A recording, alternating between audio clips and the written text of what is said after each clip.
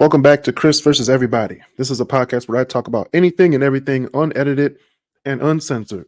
And oh boy, this episode is about to be uncensored. Because today we're going to talk about the mid-season report of the NFL as well as the results of the 2024 election. And if you saw the title of this episode, I am very surprised at the results. And I am very disappointed at America right now.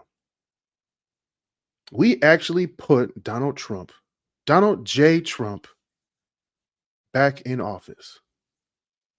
Yes, if you've been living under a rock, we have officially put Donald J. Trump back in office as the 47th president of the United States.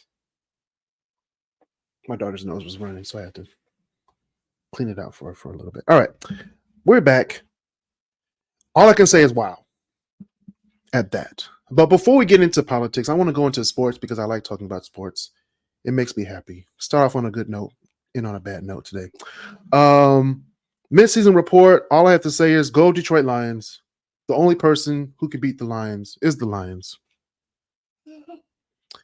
And, well, maybe my daughter, but only person who can beat them is the Lions. Now, I have the NFC North being the Lions. They're going to be the winners of the North in the NFC. We have the Washington Commanders, I think, going to win the East. It's either them or Philly, but I got the Commanders for now.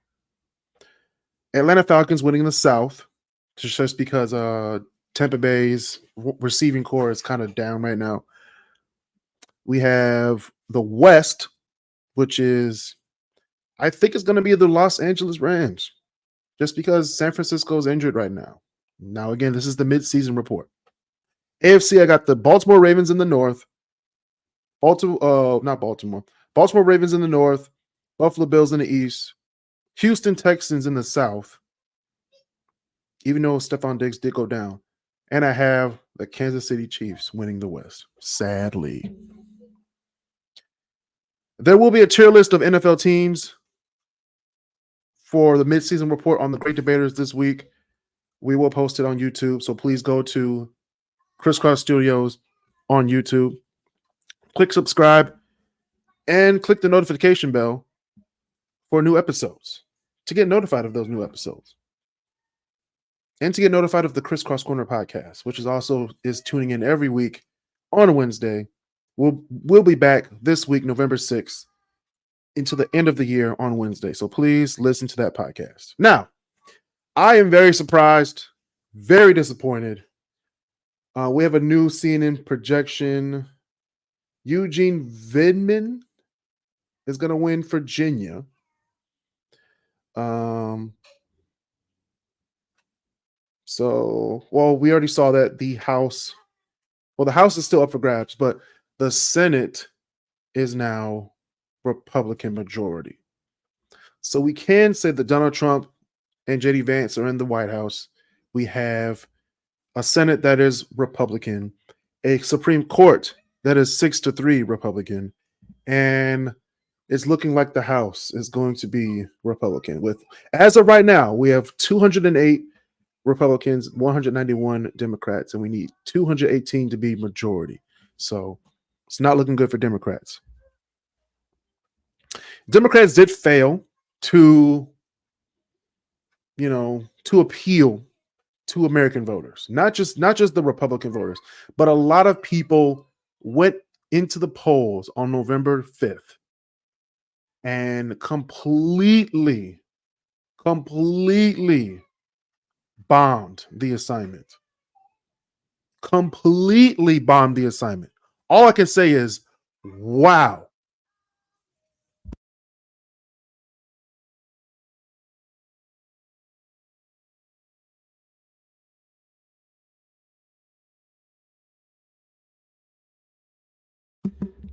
All I can say is, wow. You really put this man back in office. You really put this man back in power. The same man that incited an insurrection on January 6th because he felt that he was cheated.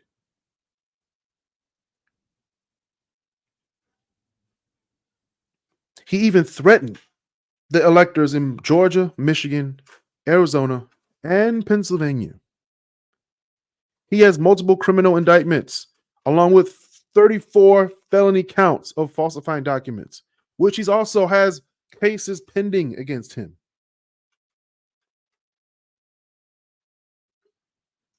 He was impeached twice. First for blackmailing Ukraine and Joe Biden in return for military aid, and then the second time for the January 6th insurrection because he was acting like a little bitch because he lost a fair election.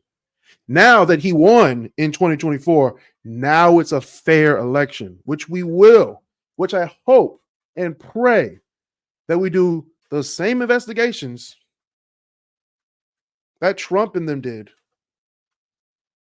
Because obviously, when Trump wins, it's fair. But when he loses, oh, it's not fair.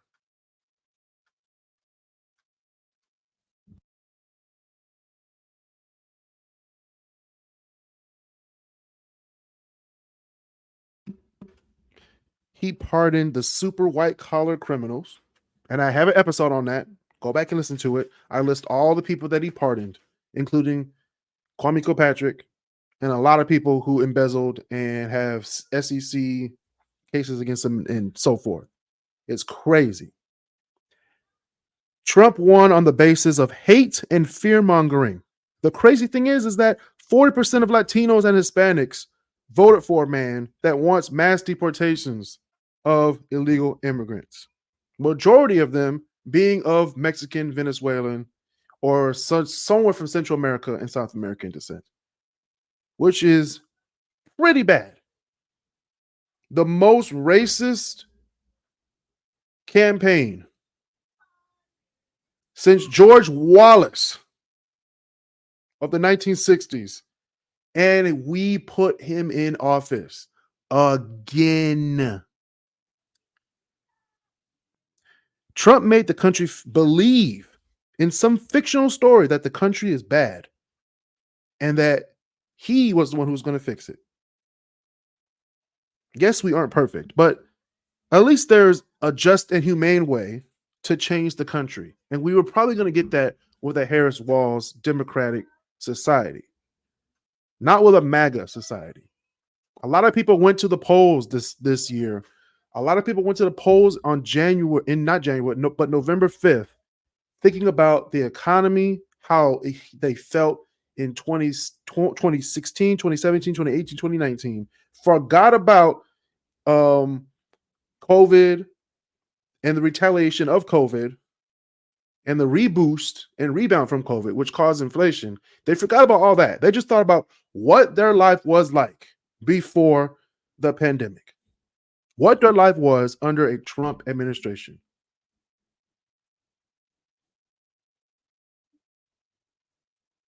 Was it better under Trump? For some people, they might say yes. I'm a realist. I understand that Trump inherited the Obama administration's economy, which means he was going to take it and run with it, which he did. But there was also a mishandling of COVID, which caused a lot of people to die and lose their jobs, which caused a lot of jobs to be shipped overseas, which caused a lot of companies to lose money and then recoup that money by raising their prices after COVID. And that's when Joe Biden and Kamala Harris came in. And to stop the bleeding from inflation, because inflation was crazy, they passed laws to cap insulin prices at $35 for seniors. And then they helped people pay off they forgave a lot of people's student loans. They gave some cuts to the middle class. And then they've just passed the price gouging bill, which brought inflation down back to levels lower than when it was in Trump's administration. So I'm going to just watch Donald Trump take credit for a good economy after the Democrats leave office and Congress. Just watch. There's going to be a lot more hate, a lot more violent crime in this country because Donald Trump is now in office. There's going to be a lot more immunity for police officers. There's going to be a lot more people getting shot and the police getting away with it. You heard it here on the Kris versus Everybody podcast. This is not a joke.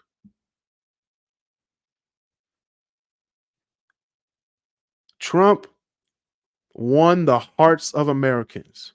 This is the first time he's ever done it. He ran 3 times. First time he didn't win the hearts of Americans. Second time he definitely didn't win the hearts of Americans. The third time something snapped in the American society that they went to the polls and voted for a man who was sexually assaulted somebody. A few people on record.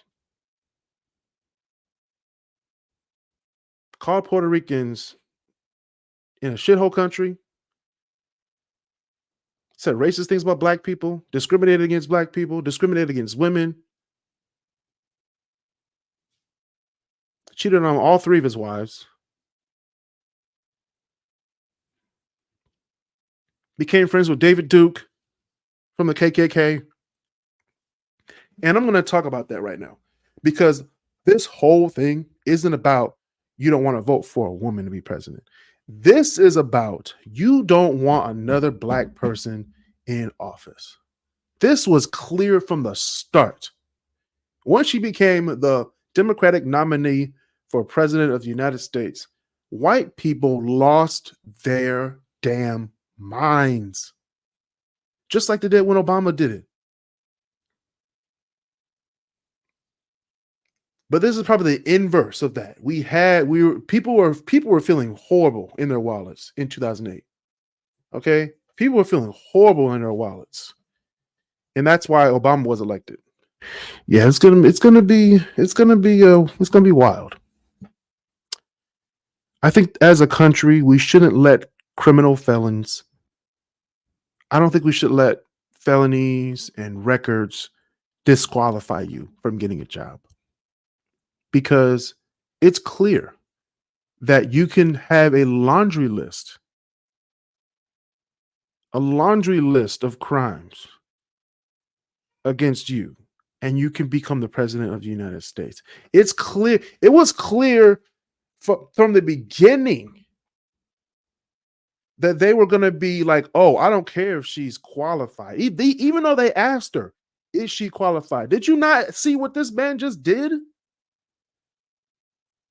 Lest we forget, everybody, Donald Trump literally said that he would get rid of the Constitution. He said he wanted to put on a Muslim ban on live TV.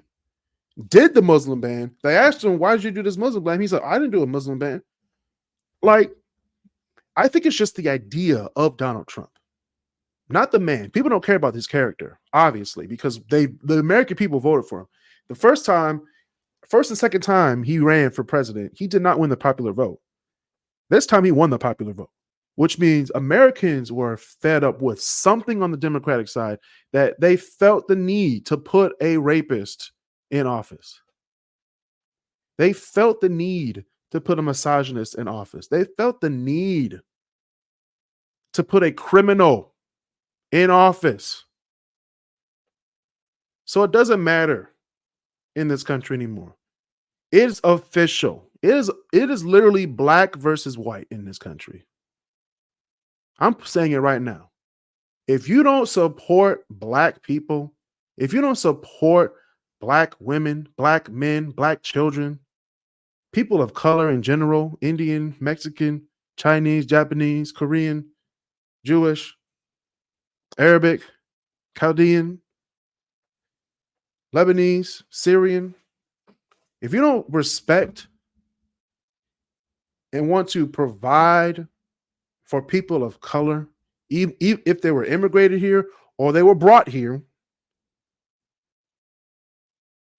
and I'm just not talking about the people of color. I'm talking about even the white people who are struggling right now. I understand that your wallets, your retirements, Your future.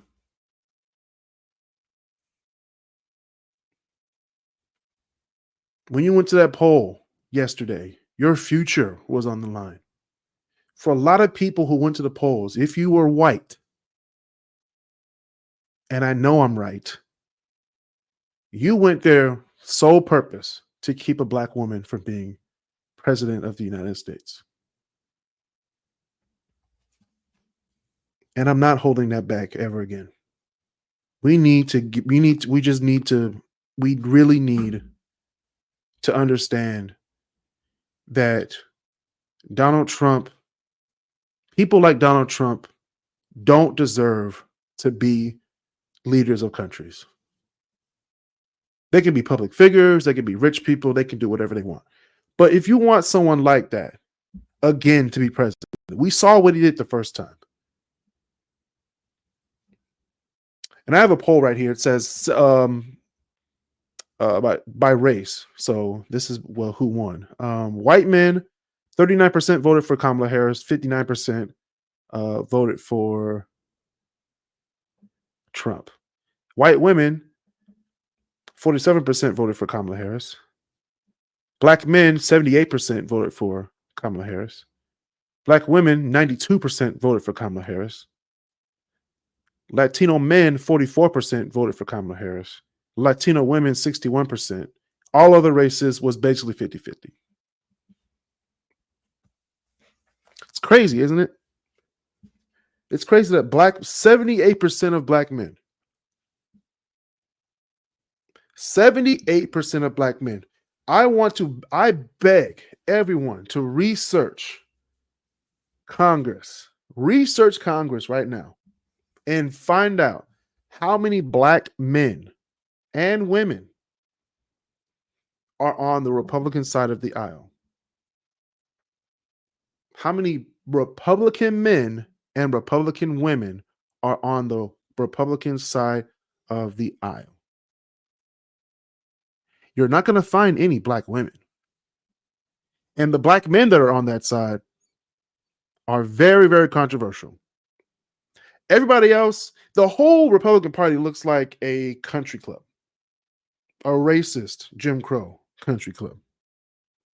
Then when you look on the Democratic side of the aisle, you see all kinds of backgrounds.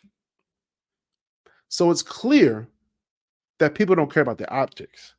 They went there with their feelings. They felt hurt. They felt like the Democratic Party from 2021 to 2025 did not care about what they cared about. They cared about the economy. They cared about immigration. They cared about transgenders in sports. And I said this at work today. I didn't see one fucking commercial Kamala Harris said that she would fix the border. I never saw one commercial, one convincing commercial. She might have had one. I didn't see it. I saw a lot of Trump commercials that said, I'm going to fix this. I'm going to do this. I'm going to fix the border. We really need a stronger border. Kamala Harris. Like, first of all, you're saying your name wrong, which means you're an asshole already. And then you're saying you're going to fix the border. How are you going to fix the border, Trump? How are you going to? I want to know day one, January 20th, 2025. How are you going to fix the border? If it's a good idea, I'll go with it. I'll be like, go ahead, Trump. But if it's a bad idea, I'm like, okay, here we go. But he's not going to have any resentment. He's not going to have any pushback because he has the House and the Senate and the Supreme Court. With 2 Supreme Court justices retiring. Ladies and gentlemen, we dropped the ball. The American people dropped the ball. I'm very disappointed.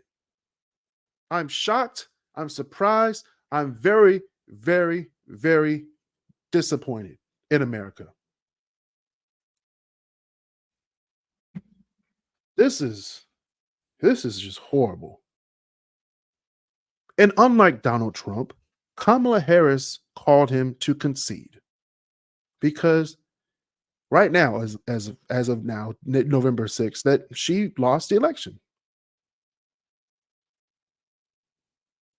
Now, please don't come at me and say, hey, you don't know what you're talking about. Kris is going to, guys, it's going to be all right. We had a Trump presidency before. The only people I can actually say the demographic I say got worse under the Trump administration. It wasn't women. It wasn't black people. It was poor white people. The people who voted for him. The people who voted for Donald Trump in 2016 and 2020 were poor whites. And their lives got worse under the Trump administration. And they got even more worse under the Biden administration. So that's why they voted for Trump again, which doesn't make sense. It doesn't make sense. But how they felt before the COVID and the inflation, that's what they went back to. It's like getting back with an ex that clearly gave you a clear picture of how they're going to treat you for the rest of your life. And you go back to them because, oh my God, I felt safe. I felt safe under you, but you treat me like shit. Like, that's how it feels like. Why would you go back to someone who treats you like shit? I'm telling the American people this. The America. Why would you go back to that? All I can say again is, wow. And he got the popular vote. That means we, the American people, including myself, deserves everything that we're going to get for the next 4 years. We're going to make our bed and lay in it for the next 4 years. That's how powerful your vote is for presidential in any election. Your voice matters. And if you use that voice to put someone back in office who you clearly saw could not do the job correctly, but because you had an idea of who he was, oh, it's Trump, he's amazing. Oh, it's Trump, he's a strong leader. Oh, it's Trump, he speaks his mind. Maybe fair elections, quote unquote, fair elections.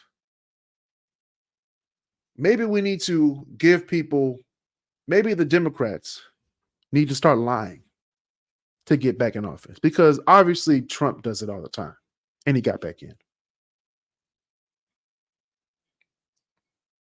Okay.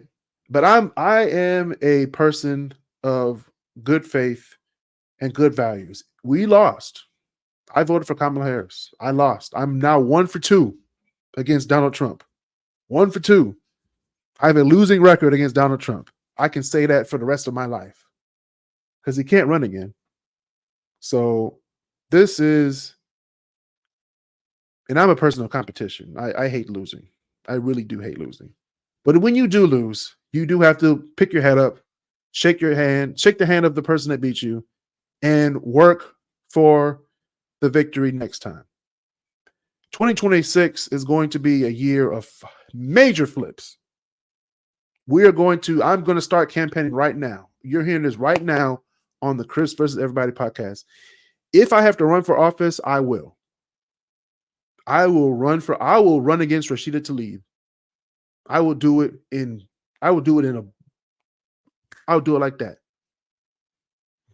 Make a run for her money. This is very serious. We can't have this happen again. We need to put an end to white supremacy, to racism, to the belief that white people are higher or superior, to the belief that all immigrants are rapists and drug dealers, to the belief